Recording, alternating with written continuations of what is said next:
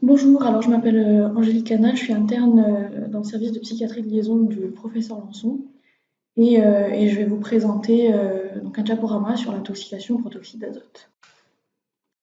Alors on va commencer par un cas clinique d'une patiente qu'on a vue en neurologie qui va nous servir de base pour la présentation, pour ensuite déterminer ce qu'est le protoxyde d'azote, son histoire, quelle utilisation médicale on peut en faire, l'usage détourné donc et l'intoxication et ensuite le traitement.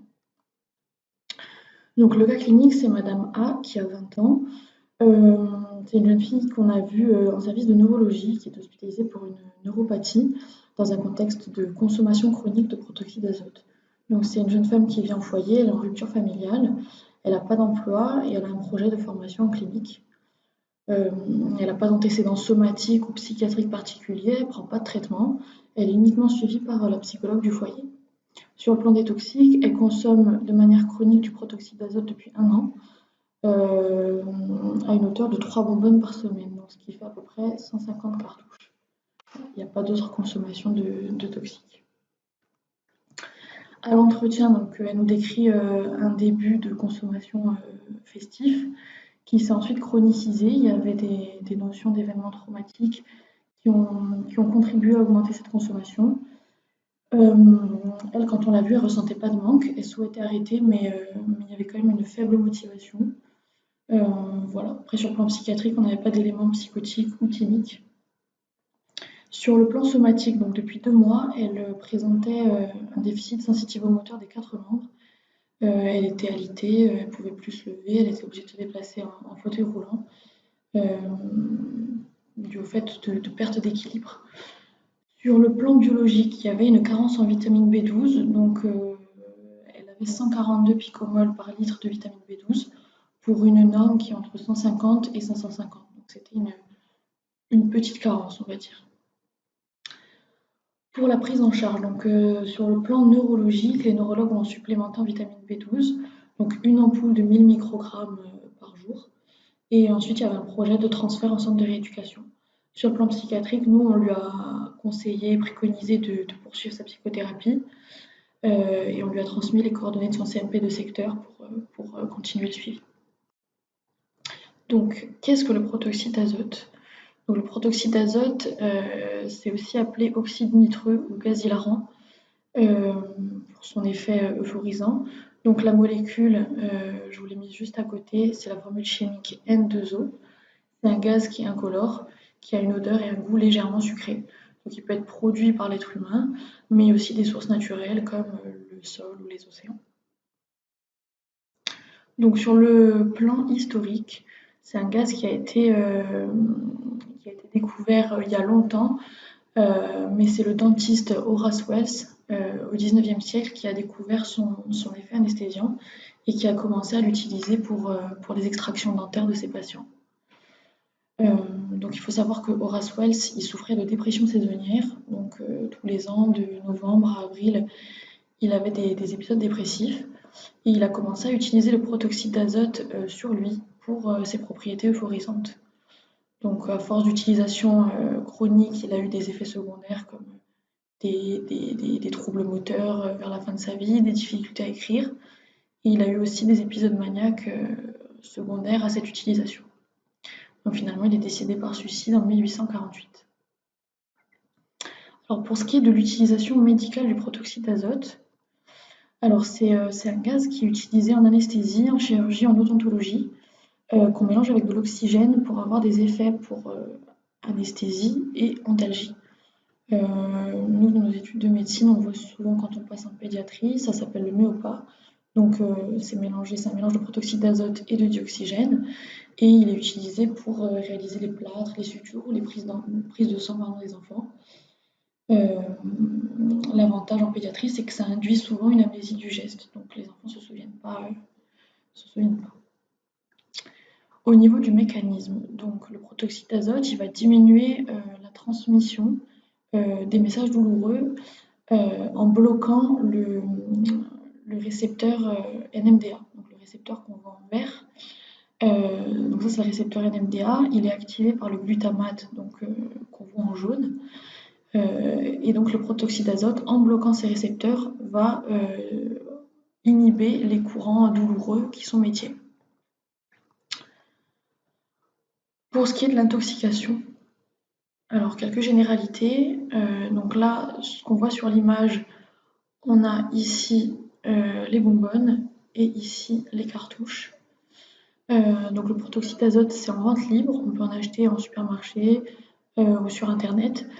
L'usage, c'est surtout en cuisine, c'est dans les siphons à chantilly. Pour ce qui est du prix, alors la cartouche, c'est à peu près 50 centimes, la bonbonne, à peu près 30 €. Et le ressenti physique qu'on va avoir, c'est des rires qu'on n'arrive pas à contrôler et un état de détente et de relaxation. Donc la vente, elle est encore légale, mais interdite aux mineurs. L'interdiction aux mineurs, donc c'est depuis le 1er juin 2021. Donc le Parlement a adopté un texte donc pour lutter contre cet usage détourné de protoxyde d'azote. Donc c'est une loi qui interdit de vendre ou d'offrir du protoxyde d'azote à une personne mineure. Le but, c'est de les protéger et l'amende peut aller jusqu'à 15 000 €. Donc cet usage détourné, comme on le voit sur la photo, donc ça consiste à inhaler le gaz des cartouches à l'aide d'un ballon. Donc c'est surtout consommé par les collégiens, les lycéens, les étudiants. Il y a des risques immédiats, donc se brûler par exemple la bouche à cause du froid du gaz, d'avoir des vertiges, des pertes de connaissance. Et à plus long terme, on va avoir une carence en vitamine B12 qui va ensuite conduire à des anémies, des anomalies de la moelle épinière et des troubles psychiatriques, comme on verra après. Il y a plusieurs campagnes de santé publique qui ont été faites. Donc c'est surtout de la prévention des risques, comme on le voit par exemple sur ces deux photos. Donc les conseils, c'est surtout par exemple de bien inhaler de bien respirer entre 2 inhalations, de consommer assis pour éviter les chutes et les pertes de connaissance. Donc voilà, par exemple aussi de ne pas approcher la cartouche d'une source de chaleur, des conseils comme ça. Pour l'épidémiologie, donc il y a la Global Drug Survey qui fait des sondages annuels mondiaux sur les drogues, qui avait en 2019 12% de ces répondants qui consommaient du protoxyde d'azote contre 6% en 2014. Donc le chiffre a doublé en 5 ans. Ensuite, au Royaume-Uni, en 2019, chez les 16-24 ans, c'était la deuxième drogue la plus populaire dans ce groupe d'âge après le cannabis, avec quasiment 9% de consommateurs. Et la troisième drogue la plus populaire chez les 16-59 ans, après le cannabis et la cocaïne, avec à peu près 2% de consommateurs. Il faut savoir que la consommation de protoxyde d'azote, elle a beaucoup augmenté durant la pandémie de Covid-19 depuis 2020, surtout lors du premier confinement. Il y a des chiffres, par exemple, de signalement auprès des centres d'addictovigilance qui ont quintuplé. Il y avait en 2019 47% de signalements contre 254 en 2020. Pareil au niveau des cas qui ont été rapportés au centre anti-poison, il y a des chiffres qui ont triplé, donc 46 en 2019, 134 en 2020. Et ça, on l'explique en fait par peut-être le besoin de consommer lors du premier confinement dû à l'inactivité. Aussi, par exemple, une difficulté d'accès aux autres substances. Sur le plan de la clinique, donc on va avoir des symptômes somatiques et psychiatriques. Donc on va commencer par les symptômes somatiques. Donc la consommation chronique de protoxyde d'azote va causer une sclérose combinée de la moelle épinière. Donc la sclérose combinée de la moelle épinière, qu'est-ce que c'est? C'est une dégénérescence des cordons postérieurs et latéraux qu'on voit en violet, donc les cordons latéraux, les cordons postérieurs, de la moelle épinière qui vont dégénérer. Ça va commencer par une faiblesse au niveau des jambes, des bras, du tronc. Et on va avoir des picotements, des engourdissements des membres, progressivement des pertes d'équilibre jusqu'à arriver à une spasticité, une ataxie, donc ne plus pouvoir se lever, sortir du lit, marcher correctement. Et si la consommation persiste, ça peut être irréversible. Il y a d'autres complications somatiques. Au niveau, par exemple, respiratoire, on peut avoir des pneumomédiastins, de l'emphysème. Donc, comme je l'ai dit tout à l'heure, la brûlure de la bouche par le froid. Des anémies dues au fait de la carence en vitamine B12 et quelques décès qui ont été rapportés par asphyxie. Au niveau de la physiopathologie, donc le protoxyde d'azote va agir en provoquant une carence en vitamine B12. Donc la vitamine B12, c'est la molécule qu'on voit juste ici. Le protoxyde d'azote va en fait oxyder une partie de cette vitamine, donc la fraction cobalamine qu'on voit en rose qui est ici. Et en oxydant cette fraction, la vitamine B12 ne sera plus fonctionnelle, et on aura une carence.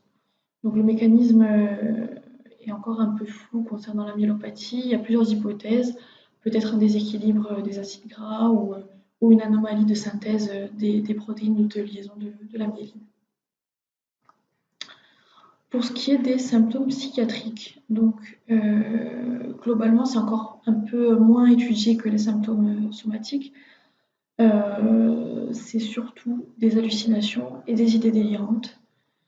Là, je vous ai mis une étude observationnelle de 2021, donc qui traite du rôle de la baisse de vitamine B12 dans les symptômes psychiatriques qui sont induits par le protoxyde d'azote. Donc, c'est une étude qui regroupe 31 patients qui sont tous consommateurs chroniques de protoxyde d'azote et qui ont présenté des symptômes psychiatriques.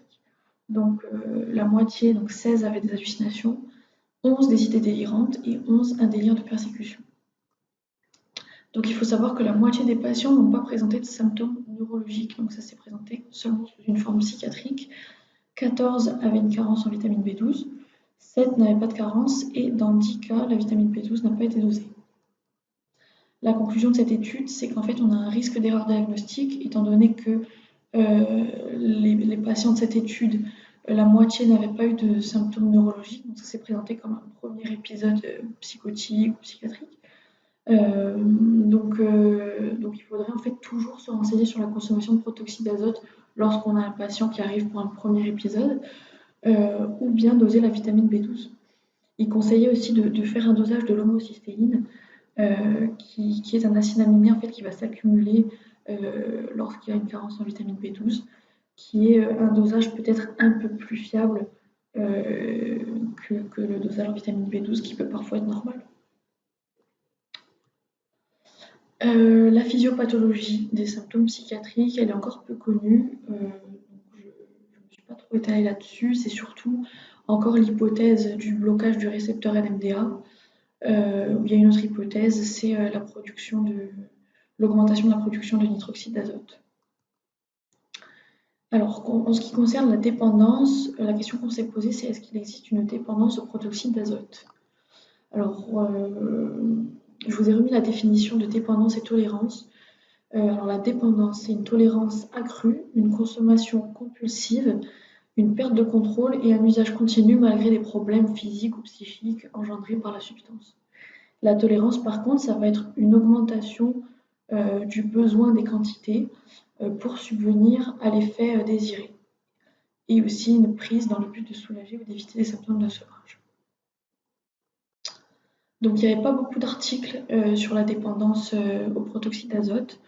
Il y avait le cas d'un étudiant en médecine dans un article de 2019. C'est un étudiant en fait qui avait commencé une consommation festive en soirée et qui ensuite avait commencé à s'automédiquer avec du protoxyde d'azote pour son syndrome du côlon irritable. Et il avait donc présenté des symptômes de sevrage avec agitation, anxiété, inattention.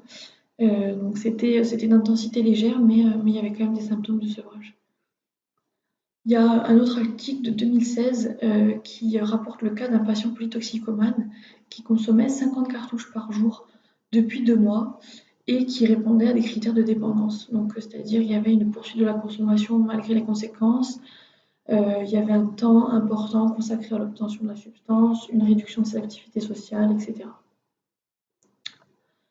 Nous, dans le cadre de la liaison, on n'a pas vu de signes physiques ou psychiques de dépendance. Nous, ce qu'on a vu, c'était plutôt des patients assez vulnérables et une consommation associée à une immaturité, voire à des problèmes de régulation émotionnelle. En ce qui concerne le traitement, alors, le traitement pour le moment, c'est surtout une supplémentation en vitamine B12. Il n'y a pas de réel protocole donc sur la dose, la durée, le mode d'administration. Donc là, les protocoles qu'on a vus en neurologie, c'était une ampoule de 1000 microgrammes par jour pendant 15 jours, donc pour la phase d'attaque, puis une ampoule tous les mois pour la phase d'entretien. Là, on a un article, c'est une étude de cas qui date de 2021 et qui porte sur l'utilisation de la naltrexone dans le traitement de l'addiction au protoxyde d'azote. Donc la naltrexone, c'est le Revia pour le nom commercial, c'est un antagoniste des opiacés. C'est déjà utilisé chez les sujets alcoolodépendants pour maintenir l'abstinence. Et c'est un médicament qui va agir en compétition avec la morphine et les opiacés sur les récepteurs du système nerveux central et périphérique. Donc ça va agir en bloquant le phénomène de renforcement par les opiacés endogènes. Et donc c'est comme ça que ça va diminuer l'addiction. C'est une étude de cas, donc c'est seulement un patient de 41 ans qui est marié, qui a 2 enfants, qui a un emploi stable, qui est sous venlafaxine pour un épisode dépressif caractérisé et qui consomme 400 cartouches par semaine, donc environ 60 par jour. Il n'y a pas d'autre consommation de toxiques. Et il s'était un petit peu renseigné sur les risques, donc il s'auto-supplémentait en vitamine B12. Donc la Revia, ou le Revia, pardon, a été introduit à 50 mg par jour dans le but donc, de réduire cette consommation. Au bout de 2 semaines, il a été augmenté à 100 mg par jour. Concernant son antidépresseur, il n'y a pas eu de modification de la posologie. Et sur un mois, on a observé une diminution de la consommation en passant de 400 cartouches par semaine à environ 60. Donc c'est quand même, voilà, c'est un seul patient, c'est un seul cas, mais ça vaudrait le coup de faire d'autres études avec des cohortes plus importantes pour un petit peu voir un peu les bénéfices de la naltrexone dans le traitement de l'addiction au protoxyde d'azote.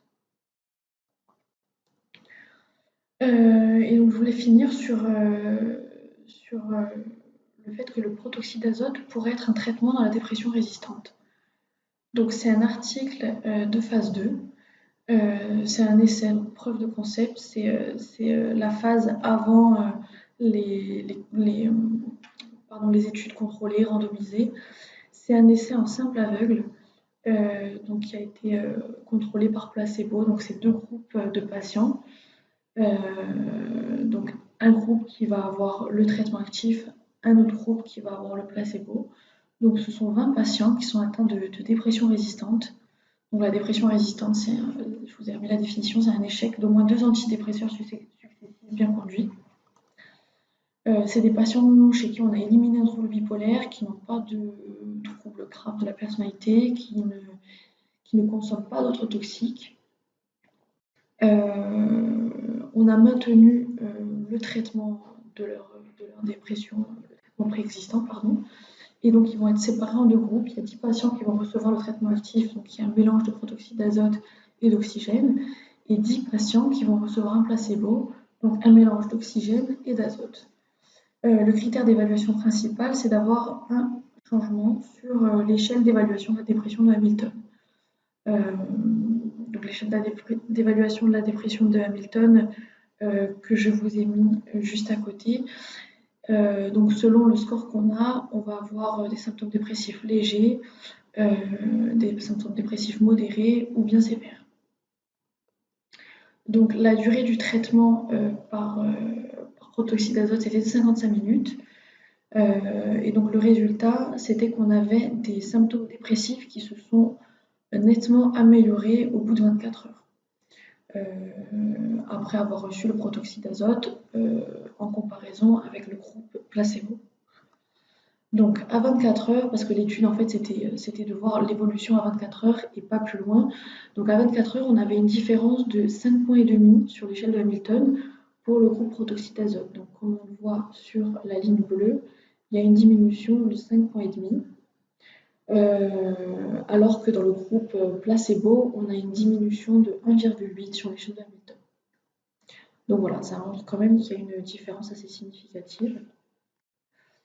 Dans le groupe protoxyde d'azote, donc on a eu 3 patients, donc 15% du groupe qui a une rémission complète, c'est-à-dire un score inférieur à 7, contre un seul patient dans le groupe qui a reçu le placebo. Les avantages, c'est que les effets indésirables sont peu fréquents et de courte durée, donc c'est quelques nausées, vomissements, des maux de tête. Et l'avantage sur les kétamines, qui est déjà utilisé dans les dépressions résistantes, c'est que le potentiel de dépendance du protoxyde d'azote est moins élevé. Donc voilà, là encore, ça vaudrait le coup de refaire une étude, peut-être avec plus de patients pour un petit peu affiner ces chiffres. Donc en conclusion, le protoxyde d'azote, c'est un gaz qui est de plus en plus utilisé, surtout par les jeunes. Il n'y a pas vraiment d'études qui ont été faites sur les facteurs de risque. Il y a eu beaucoup de campagnes de prévention des risques qui ont été faites. Ce qu'on peut retenir, c'est qu'il faut éliminer une consommation de protoxyde d'azote chez les premiers épisodes psychiatriques et que la prise en charge, elle est surtout pluridisciplinaire, donc entre neurologue, psychiatre et addictologue. Voilà. Donc pour finir, il y a la liste des articles s'il y a besoin. Voilà, merci de votre attention.